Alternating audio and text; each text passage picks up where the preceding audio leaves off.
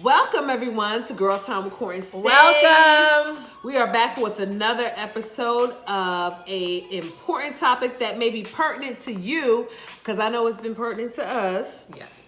And it is about manipulation in relationships. All right, so this is somewhat of our part 2 from our last week's episode on the whole R. Kelly series. But we're not going to really waste too much time on R. Kelly because there's so many things to talk about from that series alone. So we're just going to really focus today on manipulation in relationships. Have you ever been manipulated in a relationship? I know I have in the past. And we all have. And I think as women, especially as grown women, you get manipulated into believing certain things that are way against your values, way against your morals, just to compromise, different things in a relationship to keep a relationship. Yeah, sometimes women do desperate things.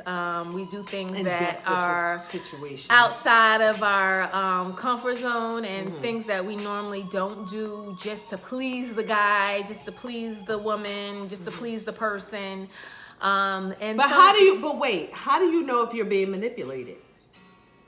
Well, I would say you are being manipulated if you feel uncomfortable.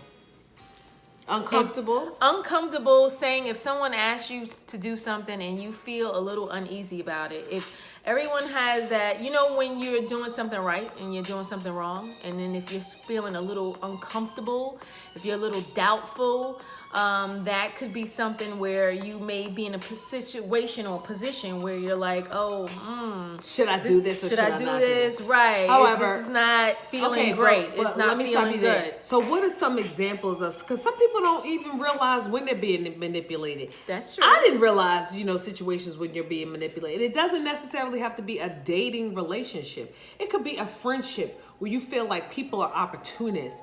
They just want to be your friend for a specific reason. Maybe you can get them into a particular job, or they're using your name to get ahead, or using some ideas, or want you to mentor them to be, so they can be in a position where you are.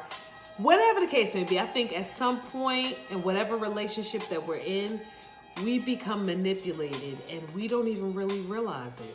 Well, I think there's manipulation and there's what you just touched upon opportunists. And then, sometimes they can relate. But if we just talk about for a moment, like the manipulation in relationships, if we do want to reach back and talk about that R. Kelly thing, how some young girls were manipulated, or they felt they did not feel that they were manipulated. Well, here's the thing. From someone older, but they were uncomfortable. And I think that's the common thing, is that they were uncomfortable and they knew, or they felt like something was wrong, but they didn't have the courage per se to do anything about it. Well, here's the thing. If somebody is telling you that they're going to make you a star, they're going to give you the world, they're going to put you in a position where you actually want to be, and you've, achieved, you tried everything to the highest common denominator. Or you're just hungry for that. You're hungry for that. And they tell you, I'm going to bring you to the top. I'm going to make you famous. I'm going to get you this job. I'm going to put you in a position where you're around, the executive, the celebrities, the people who you need to be around to get ahead. Of course, you're going to dive into whatever they say and believe everything that they say and allow them to mold you into this one thing. This is where I can kind of understand why these girls in the R. Kelly situation stayed in the situation.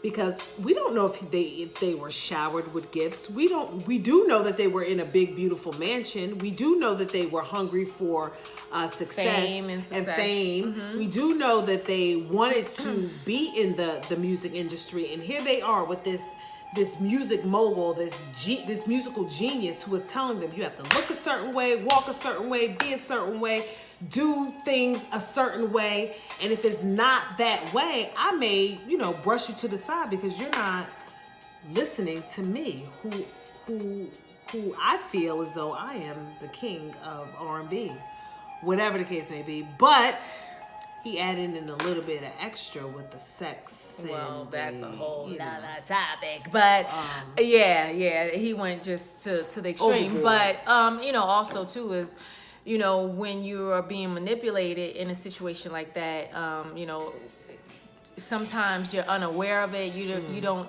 really realize how deep you are into it and under a person's spell, so to speak.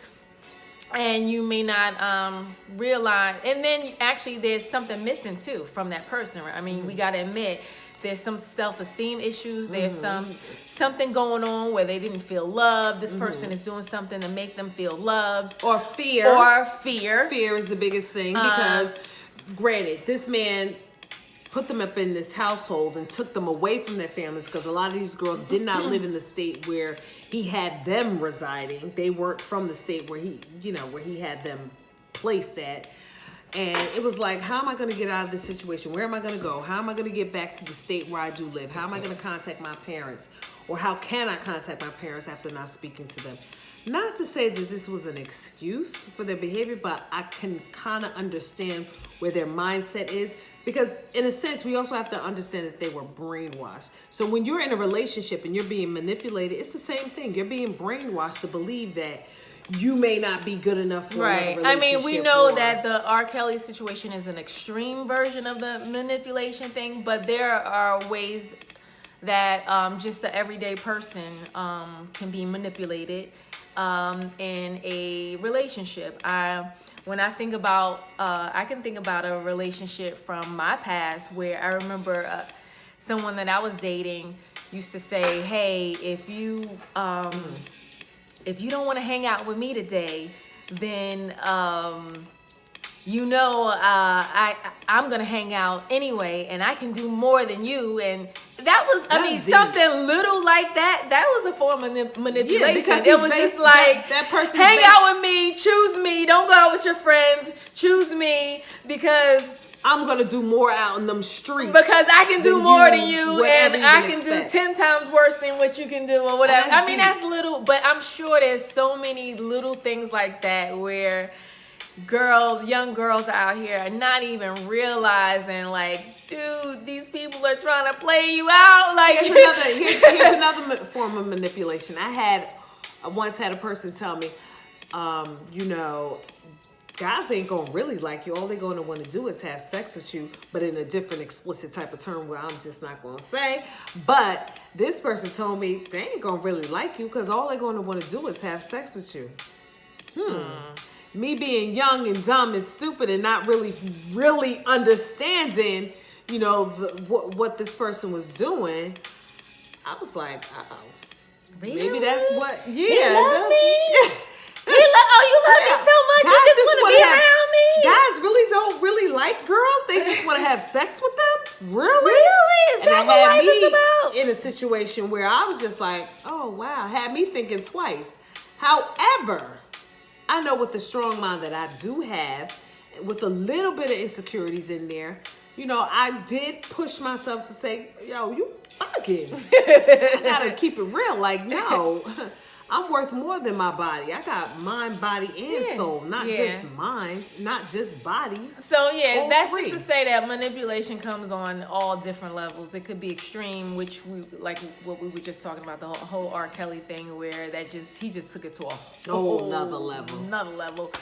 But for the everyday folks out there too, and for you young girls out there who may be watching, understand if you feel uncomfortable. And if the situation is not right, doubtful, or just a little bit, if something ain't right, listen to your intuition, and you know what you're doing at that point is not right, and it's not for you. So just step away from it. I feel like anything that makes you feel uncomfortable in the first instinct, trust your instincts, because they will never fail you. If something inside of you and says that I need to get out of this situation is not right, this is not healthy, listen to your intuition. Especially as women, we have that natural instinct to know, that spirit of discernment. Oh yeah. That where we know when something is not right. It's just, basically what I tell us. And it takes a lot of courage to walk away. It takes a lot of courage to say, because it may be your girlfriends. You may that are be manipulating you.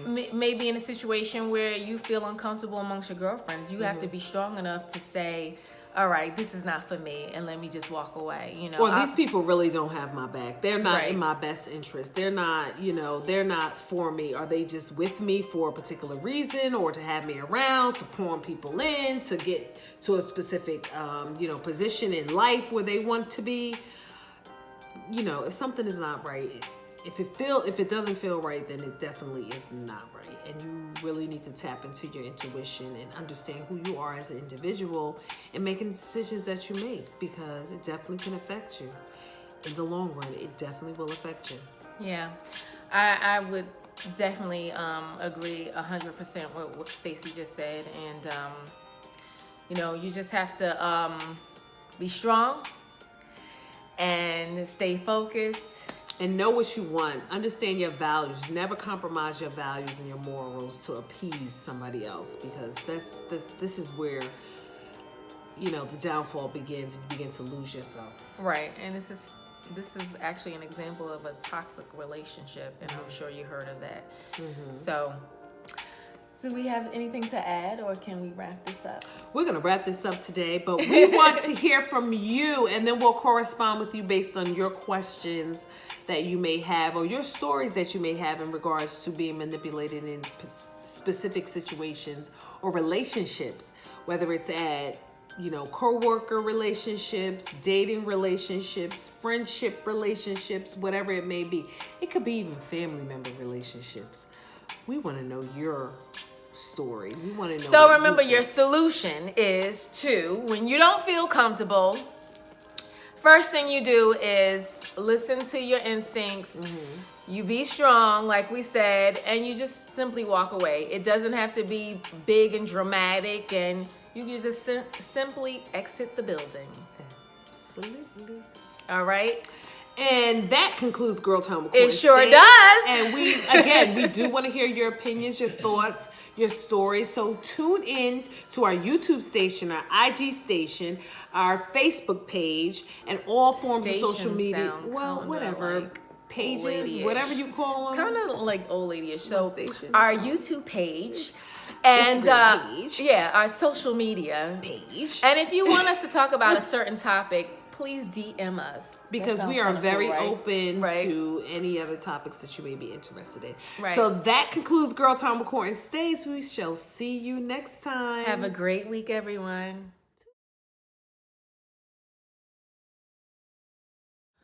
When we first did it, and I asked everybody to, I wanted a group type of thing, I kind of was like a little nervous. Like, I wanted to have the conversation, but then I didn't want to go about what? The whole R. Kelly thing, but I didn't want to go too deep, because when I watched that thing, it's so many different layers to that. It is.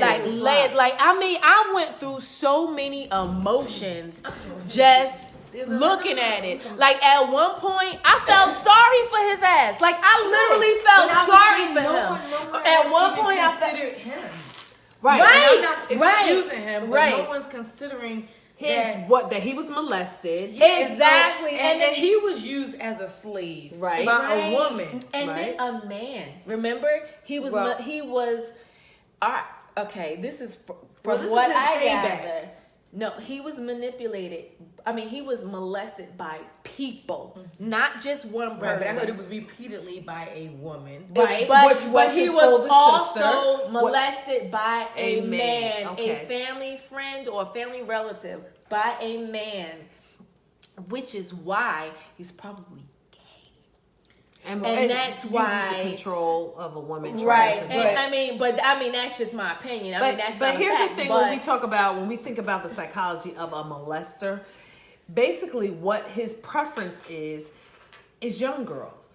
Now, him being molested at a certain age, what was it? 7 to 13. He was molested supposedly, allegedly, by his older sister. His older sister was a teenager at the time. So his preference for a woman is that teenage body, that teenage mentality, because that's what he saw, and that's his script of life as a 6-year-old. Or also, or you could look at it as because it got to him at such a young age. That's where his mind didn't develop. Right. It didn't develop. Right. And it woke up all of this sexual stuff. Because also if you look at that stuff, like a molester, the statistics will tell you that a molester, chances are, I don't know the percentages and you can't quote me on all of that, but someone who is molested, there's a chance that they can be a molester. Right. So he is just the epitome of, and then he's a victim too. So he's a victim. I know that's unpopular, right? He's a victim, and then he became a molester. Right. So now he's just not like the normal molester, like the normal predator. Now because he got this so much fame. Now he has this God persona, and I'm above it all. I'm above everything. So now you top that with the whole predator thing, and now he's an animal because he's untouchable. Right. So it's like so many. Like at one point, I was like, "Damn, I feel sorry for this man." Next minute, I'm mad at him. Next minute, I'm feeling sorry for him. Now I'm mad at the parents of the girls. Like I went through so many emotions watching this. Like, well, I think when I was watching it, I was putting myself in a position where the girls were, and I know at that age, 17, 18, 16, even 15, 16, you're so impressionable by these artists, these famous figures, and this is R. Kelly coming to you saying, I'm gonna make you famous and I like you, come back to my room, and you think that you the junk, you the ish, and you got it going on. And then this guy manipulates you into doing things that he wants you to do sexually. And now you're in a mindset, well, gosh, well, maybe he loves me. And, I got this talent. He said that he was going to make me famous.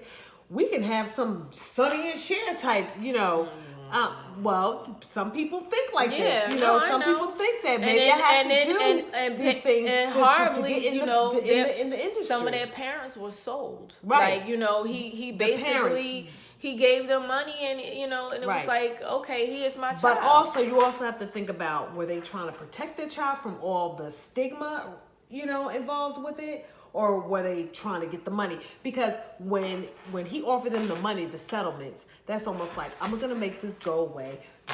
Take this money. You can never talk about this again. And you can move on with your life. Me as a parent, I'm going to think, if I was in their shoes, I'm going to have like, should I pursue this and make this bigger than what it is? Put my child on the stand so they have to testify and traumatize my child even more? Or do I just let this go away, get the help that I need for my child, stay in tune with my child, and stay on top of my child and love my child enough to know that this was a mistake that happened. This is a criminal. He's an animal. You should never let this happen to you again, and get my child the help that they need and let this go away. I understand because even trying to prosecute those type of cases is not easy. Right. You put your kid or a victim through all of that stuff, and they'll never be. I know. Right, and the child will never be the same. And you start thinking about your child. That though, when they do that, Shonda, is because it's like it doesn't stop it. See, I go when we in our first part, I talked about Aaliyah's parents and how angry I was with them because she was introduced to them at the age of 12. So R. Kelly met Aaliyah at 12, and then they got married at 15. And then, so that was weird. Number one, he was 28 and she was 15. And so, of course, 2 months later, the marriage was annulled. But it was almost like, let's just act like this never happened. Now, we don't know what went on behind the scenes, but we know that the marriage was annulled. The parents did know about it. I think they were trying to protect their reputation. And they were trying to protect her and hers. Right. Reputation. But if that kind of would have been stopped back then, maybe, just maybe, because I do feel like a predator will be a predator regardless of whether you try to stop it or not. Like, that's, if it's in them, it's going to be in them. But maybe he would not have gotten so crazy with it, like locking girls up later on and all of that. But here's the thing. I think that by her parents, because they didn't know when they got married, they didn't know until they didn't know until everything happened, until they got married. And then when they found out, they stopped it immediately. I think because they were trying to protect her so much and protect her image because she was in the industry. She had these hit records coming out. They wanted to shun it away. Let's keep this quiet. Let me protect my child. She made a mistake. She did things without. Yeah, they did the best decision for their child. But what about others? I know, but when you're, what about but you're not thinking about that. I know, but I'm just saying. But you're not thinking about the results of that. Right. Like, you're not and you know what? I think another thing it has to do with they probably said, okay, well, you know what she did. She wasn't forced against somebody. Right. She really wasn't. Right. She wasn't forced. She fell in love with somebody who was an adult. He, as an entertainer, should have known better. But let me stop this right here and there. And let me just move on what our lives. And you have nothing to do with my child ever again. Okay? She made a mistake. Y'all was working together. Some way, somehow, those emotions crossed paths when it shouldn't have. Because he should have definitely known better. But as a predator, you don't think like this because you're a predator. Do you guys see like what people are saying? And people are saying, well, Elvis Presley married, Priscilla Presley at 40. Was that right? She was 14. I think she was like 14. She was young. And a lot of Woody Allen, and it's a lot of creepy stuff. But we don't want to justify. Still creepy. We don't want to justify the behavior because so and so did it. Right? But that's what people are saying. People being held against their will and constant molestation of young children and luring them in. Not feeding them. Right. You have to ask them. Not being able to go to the bathroom. Right. That's some type of control and then thing. I'm sorry, that 14 Sparkle's niece, that 14-year-old girl. She still continued the relationship. I know her parents were paid off. I'm sorry, ain't no way in the world they were paid 14 years old. They were paid off, and they probably was looking after the best. And he needed to be ashamed. I mean, right? But that was disgusting. I found myself blaming the parents a lot too, but then I had to back up because a lot of people were like, "My kid is not going." At 15 years old, my kid is not going. You don't know what you would do. But think about it. You got people, gymnasts, they go to host families. Woo, yeah, remember that? They go, people track. If you anybody who excel as an athlete, they usually leave their homes very early. And they go with their parents have to trust to send them with a host family so they can be closer to their trainer. Yeah. Sometimes they live with a trainer, but a lot of times they have a host family. Right. So people are doing that. Right. Yeah, and they feel like that trust level. And that doesn't, and you know what? And it's for a dream. Their child is chasing whether it be a gymnastics, be it golf, be it track. And remember, predators are in your freaking family. Somebody's uncle, somebody's grandfather, somebody's brother, somebody's sister, all somebody's that. aunt. Predators, pedophiles, whatever you want to call them, they are in your freaking family. Usually they are the ones that know that actually rather than somebody that's off the street. Right. Typically. Because they watch and they watch and they watch. They gain the trust. It's the trust. Right. It's the trust. It's the gaining of the trust that the parents have for that trainer, for that vocal trainer, for that uncle, for that aunt. grandfather. I can trust you. Yeah, all of that. Or the cousins. Yeah. So it's like you never know. Exactly. And you just have to be mindful. Like, listen to your instinct. And they get you at a young age, and it's terrible. It's terrible. Like and it can be a cycle. Mm-hmm. Some people are able to escape that, but some people, like R. Kelly, couldn't escape it. Right. And they become predators themselves. So it's very, very, very, very. It's a touchy subject in families because it's much layers to it. But it's a subject that I think back in the day. And then also girls and their self-esteem. Like, what's wrong with our girls? But let me finish this point. I think back in the day it was a subject that was never, ever, ever talked about. And nowadays things are coming out now where our parents certainly don't know how to deal with it, but to brush it under the rug and just keep that person away from the child. And this generation, this generation is coming out and is saying like, this is what happened to me. This is not right. And now, people are more aware of, they're a little bit more believing of situations that happen like this. When back in the day, you couldn't say that my uncle touched me, did this, and that. I don't know. I still think it all goes back to being, self-sufficient. Because I know parents who have, let's just say it was the boyfriend, the mom's boyfriend, but she needs him. Right, of course. She's needy. That's manipulation and so too. She's not going to turn her boyfriend in. She's going to hope that the daughter just forgets about it.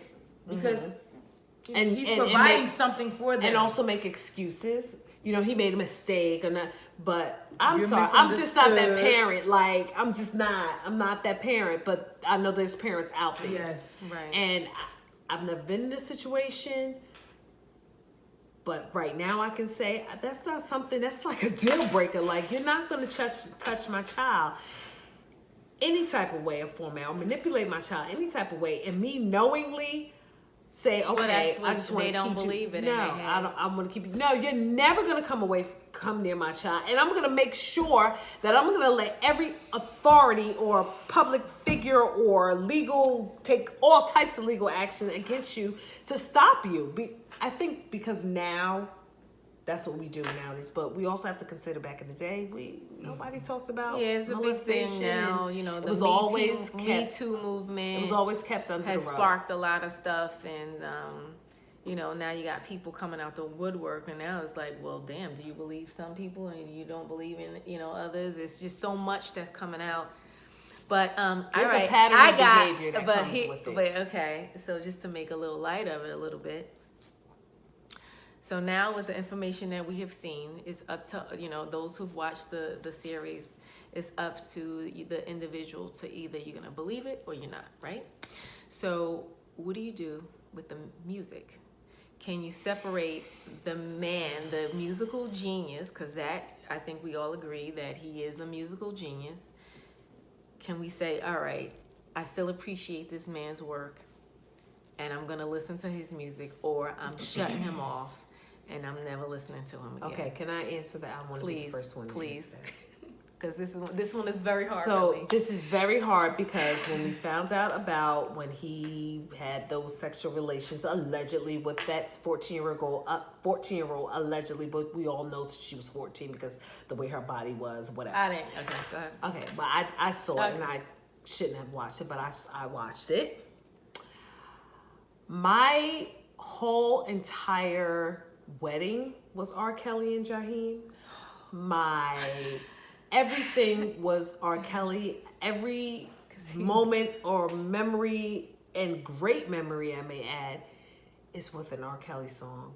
I mean, from Honey Love, from when he was in Public Announcement, R. Kelly. I Believe I Can Fly, Ignition, Happy People, like, Step in the Name of Love. Yes, my entire wedding, my college years, it was just everything. My early to late 20s, everything was R. Kelly music. So now today, it's like to this day, it's like, because I know and I realize that every one of those songs was a true story in a sense. After hearing that, I was just like, I can't listen to this, because I know when that first sex tape came out with that 14-year-old girl, I went through my phase where, I'm not going to. But were you convinced it was him on the tape? I was completely convinced. Really? I was completely convinced. I was like, there's no if he was saying he was someone else. He was a liar. I felt like he was a liar. It was completely him. I had no doubt. Okay. And I was well, let me finish. Let me finish. Go ahead. So my thing was, my memories was tied to R. Kelly. Okay. So if I stopped listening back then, if I stopped listening to R. Kelly, I'm not going to have any memories. My memories are all cut off. So now that I'm hearing that every song, after watching the documentary, every song was a true story. It's like, I feel like my mid to late 20s is gone. My marriage, my wedding. Really? Yes. If I watch my wedding CD, my wedding video, it is all R. Kelly, and I feel kind of like, what in the world was I thinking? I used to play R. Kelly in spring class. I was just gonna say that. I definitely, because he has a couple of really good songs. Yes, I think he's a great song to play. I love his music. But now I feel guilty. I feel like I can't. Right. I actually heard it on the radio twice today, and I changed the channel. So for me, did they play it on the radio? They stopped doing that. Heck no. Well, you know what? Okay, but they played a couple. But you know what? When they pulled Bill Cosby, the Cosby Show, off the air, I thought that was wrong. Right. Because remember, they get paid based on residuals, you know, and I just felt like, why hurt everybody in the cast over this one man? And at that point, he wasn't even found guilty. So I thought that was dead wrong for them to pull when that he was going show. To the trial, yeah, when they pulled it. But did you watch it? Would you still watch his? I would. I was watching Cosby Show. I would. Now, as a spin instructor, I don't really watch it because I don't have the time. I've definitely decided that I'm no longer playing his music in spin class. I'm not gonna play his. Yeah. But I'm torn because if I'm memories. If I'm somewhere and Happy People come on, God, I might have to bop to it. Yeah. There she goes. Yeah. All right now. And that's hard. And I'm like, ooh, do I do that or? I gotta work on the Name of Love. Every single time that came on, I'd be like, Dexter, remember this at the wedding? Everybody was on the floor. If somebody, if just like, I miss it. I think it's great music, and not enrolling my body. I have so many memories with Honey Love. Beep. Give me that honey love. Crazy, nah, I can't. It disturbs me. I'm not gonna go out and play it. I'm not gonna go out and buy it. I'm not going to, like I said in my classes, I will never play it. But listening to it, if somebody played it and you were at a wedding, I would be disgusted. I still would be disgusted because I think part of me is like, dang, I remember that.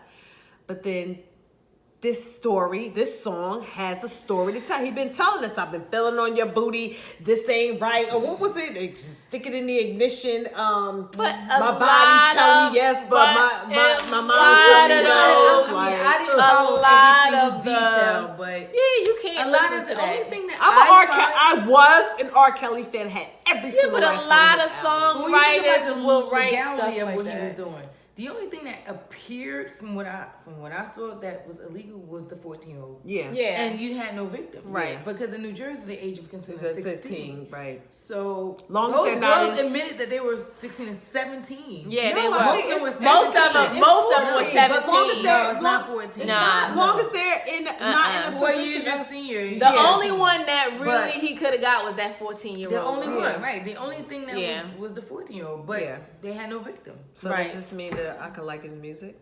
No, we're not saying that. I mean, he's still disgusting. I don't even think it's a matter of disliking his music. We still like it, but you're not going to You can't take away that this man is like a musical genius. You just can't take that away. He abused his position of power. He definitely did. Money and power, it works. And he those people who are around him need to be ashamed of themselves because...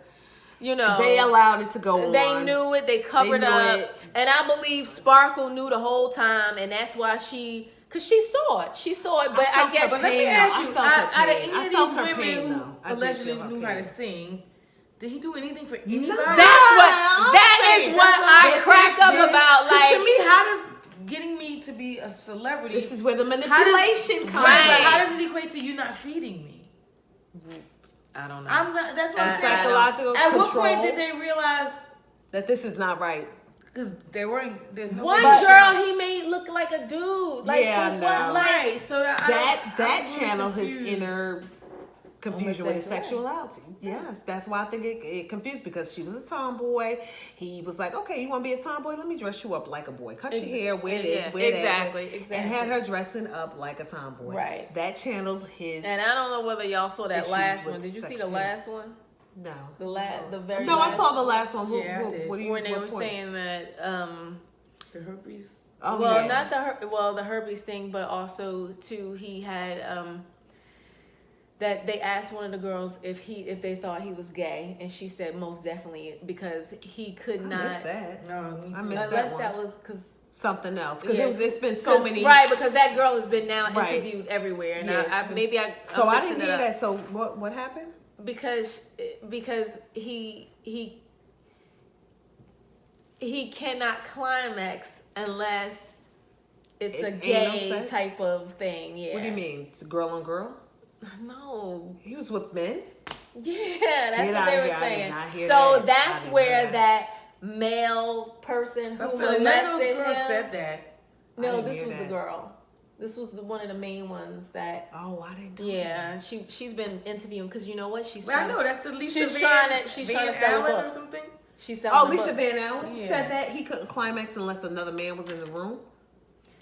Yeah, well, you gotta look at her book. Wow. But yeah, I didn't look at the book, but she's been she's trying to advertise a book right now, and so they've been interviewing her all over the place. Yeah. So I don't know her name. I don't know whether it's Lisa Van, but I don't know which girl, whatever. It's but anyway, just a sad situation. I think a lot of people are capitalizing off of this, unfortunately. But I think the bigger picture is that we need to, talk to our children, talk not just young girls, talk to our boys and our because don't have anybody to right. talk to. I know, but we need to put information out there to let our children know about the livelihood, the positions you put yourself in when you try to become a celebrity, what you can expect, the ins and outs, the do's and don'ts. Because you're gonna be manipulated into the situation. I don't think anybody who's ever been in the industry wasn't manipulated into the situation. I'm gonna make you a star. I'm going to make you beautiful. You have to do this. You literally sell your soul because you can't really be who you are. Think about all the makeup they put on you, how they tell you to dress, what they tell you to say. But even like you said, on a job. It's sad. It's the same thing with on the job. It is. It is. If you're in a position of power, you can't go to this environment or this, area or social event. You can't talk to these people because you're taking a picture with that person. You can't take a picture with this person. It means you are in the corner with that person. Right. It's a lot. So I think it's a lot. It's I think we just all need to pray for our society. I don't see no way out of it. You just have to get on your knees and just pray and just stay true to your values and your morals and stand for what you believe without any type of compromisation, because I think that's where the respect lies. Even though it's very, very hard, it's very hard. It's the respecting yourself, believing in yourself. I know, but I feel bad for all the girls who don't have strong women like in their circle, and that's even if they them. Even if they do, sometimes young girls, how we were when we young. You can't tell me nothing. I need to find out on my own. But why, we just want to protect our youth. We want to protect our women. We want to protect, our loved ones, and not keep them, put them in positions where they're going to be victimized, because, it's difficult. Well, this was the after session of our I should just mind my own business. No, we need a different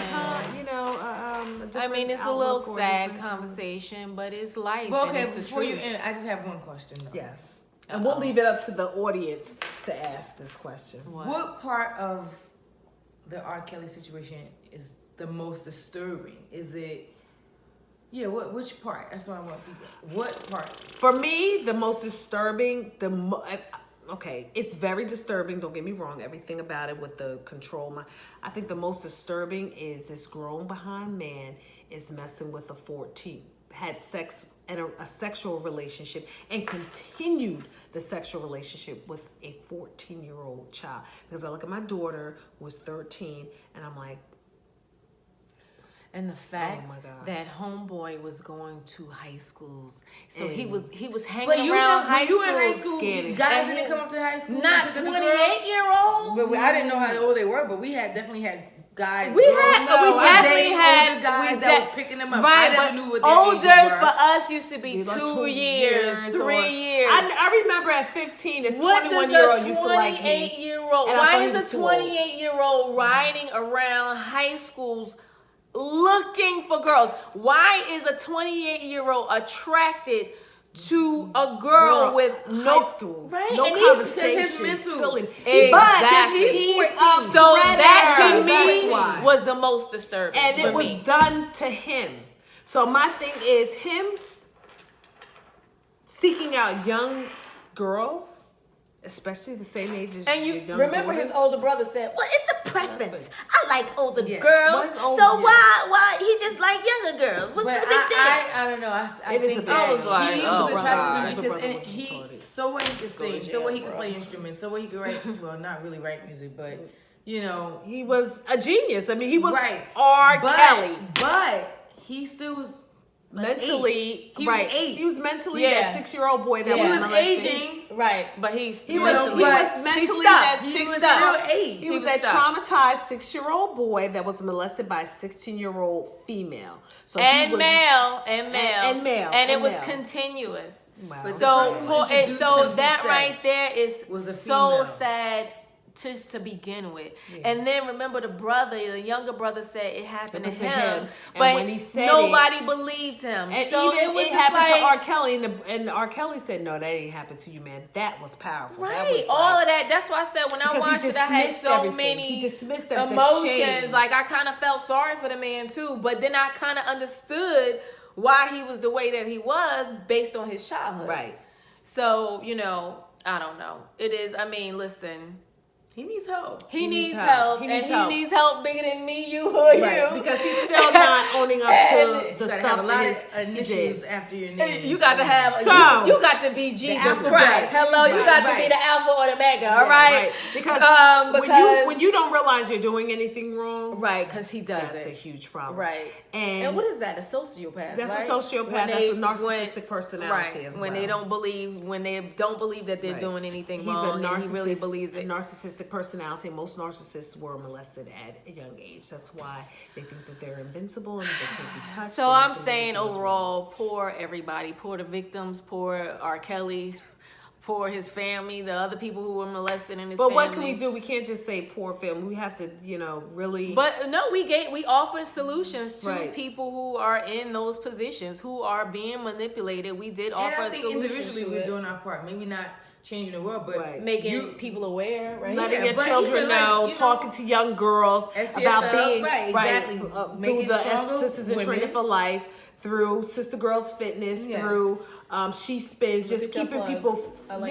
keeping people focused, keeping people abreast of what's out there, understanding that you cannot put everything out there on social media. Everybody is not your friend. Nobody, just one person is just gonna make everybody a star. Right. There's 10 billion people with the same talents as you. You just have to stand strong in your talents and separate yourself from the rest and understand what's right versus what's wrong. And you know what? This is a business. And you know what? I just thought of something. And I know we said we were going to stop, but one last minute is that people, because of the whole social media thing and this new generation, everybody wants things fast, right? Mm-hmm. They want it right away. We want it right away. Nobody wants to do the old time people would work for it. Right. They weren't looking for a come up from somebody else. They, they worked for it. They worked hard for it, whether you had to be in a studio all night, whether you had to pay for your own studio time or whatever the case may be. Nowadays, it's like, oh, I know so-and-so. Let me hook you up with so-and-so. And so those girls kind of wanted to skate their way through the top. But you got to work for it. And this is something that we got to let our kids know and remind them, like, work for these things. You just can't be, because you want it, you snap your fingers and you want it. People need to have that mentality that if there's a goal that I want to accomplish, that I need to put in the work. And it's a lot of work. It's a lot of sacrificing. It's a lot of hard work. It's a lot of determination. It's a lot of focus. People want to skip to the top. And this is R. Kelly, so maybe he can help you because he already got the connect. But he was a pervert, but you still send them to your him. So it's like, come on, you trying to cut corners. Don't cut corners. Okay. Do your due diligence. Right. Peace out. Understand that if you have an opinion or anything that's said about what we just spoke about, please let us know. Contact we would Stacey. love to hear your comments, your thoughts about today's session. Because I already told you everything I felt. It is a hot topic, and it is something that just definitely needs to be discussed. And we thank our girl, as always, Shonda, she's been on our show for a few times. I was supposed to be sitting over there minding my business. Yeah, but we took over her living room for a second, so we're so happy that she allowed us. This is our Zen Den, and it's always good to have Girl Time with Court Stace, including our good friend Shonda. Love you guys. All right, yay! Thanks for the talk.